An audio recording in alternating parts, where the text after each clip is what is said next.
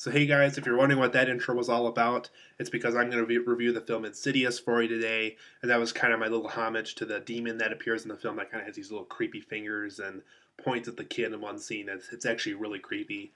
In fact, here's that scene with the demon kind of pointing at the kid in one scene.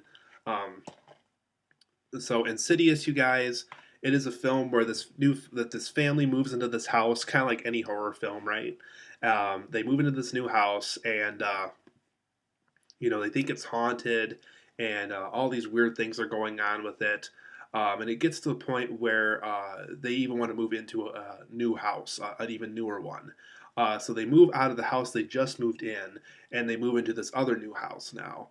And so the creepy things are still going on, and this family cannot figure out why all this paranormal and all these really creepy things are going on with the house, only to find out that there's actually something wrong with one of their kids.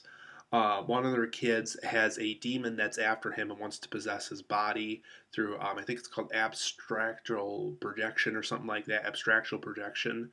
Um, it's for those who've seen like people meditating or kind of the myth of meditating.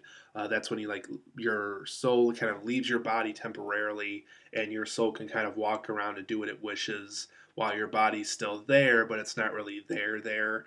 Um, so the film likes to play off of that a lot, and basically, this family comes to the conclusion that if they want to have their kid back and rid this demon forever within this house, they got to use this abstractional projection, um, at least to how they know how to use it to get their kid back through this world called the Further, which is kind of this place where reality and kind of the gateway to the afterlife, specifically toward hell, kind of interlinks with each other, and it's kind of where these demons live that all like live amongst our world, and this is where the demon that wants this kid's soul lives.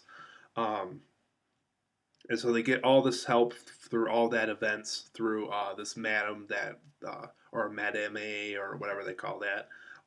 Person in that I can't talk today.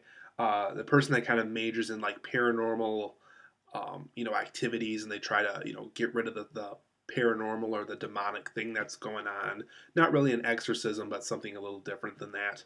Um, so in Insidious, you guys, I thought it was a really well done film. Definitely some really effective scares in it. There is some original ideas in it, but there's also a lot of ideas in here that are done to death. Like the family moving into the new house that's haunted and all that kind of stuff is done to death. Um, so, like I said, for the positives, there is some original horror ideas in this film, specifically with the abstractional projection. Um, the two Patrick Wilson twists in here are very good. Not going to spoil them, but the twists involving his character I thought were really well done. The demon character in this film is really creepy. Like I said, that was the character we see here on the DVD cover. That's him.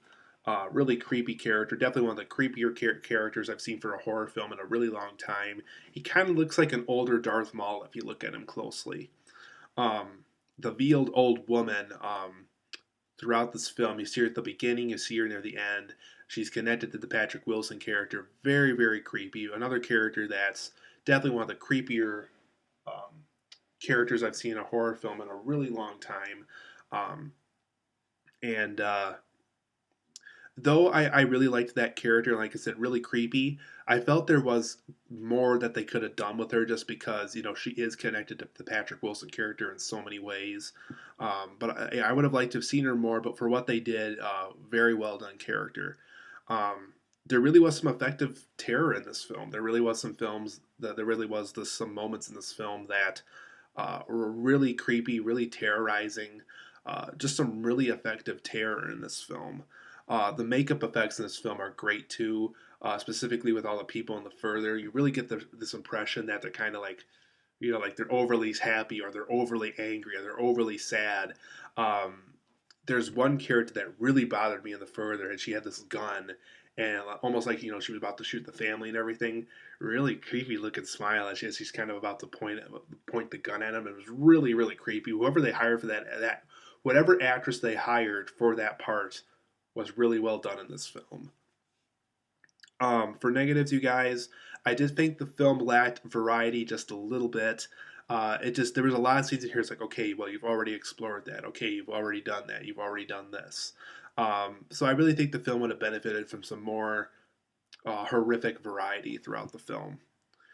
Some of the scares in this film were really ineffective, specifically because the buildup was just so long or so short for some of them.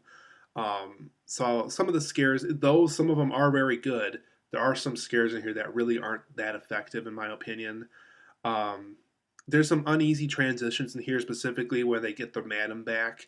Because there's one scene where they get in like this big fight with her, and then she's randomly, miraculously back in the house helping them out. It really didn't transfer over that well. And there's some other scenes in here that really don't transition that well between scene to scene. So I really think that could have been improved upon. Um, there was a little bit too much of a setup for a sequel because it really doesn't end.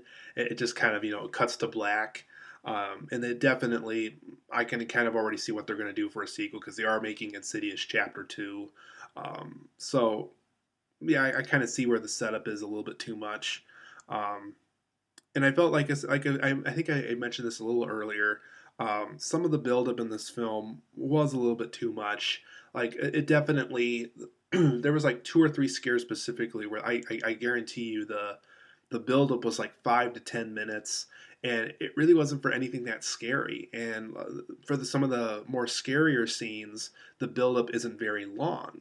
So it makes you question, okay, so if they really want to have these effective scares, why not make them shorter? Because quite clearly the shorter buildup makes the more effective scares. So, like I said, some of the buildups in this film were a little bit too long for what the scare ended up becoming. Um, so, Insidious, you guys, I give this an 8.5 out of 10. It is a very good film. There is some very effective, scary things in this film. However, there's some things in here I think really could have been improved upon. But overall, guys, Insidious is very good if you're looking for a really creepy, haunted house, unique possession kind of film. It's definitely worth seeing. So, like I said, Insidious gets an 8.5 out of 10 for me. A very creepy film.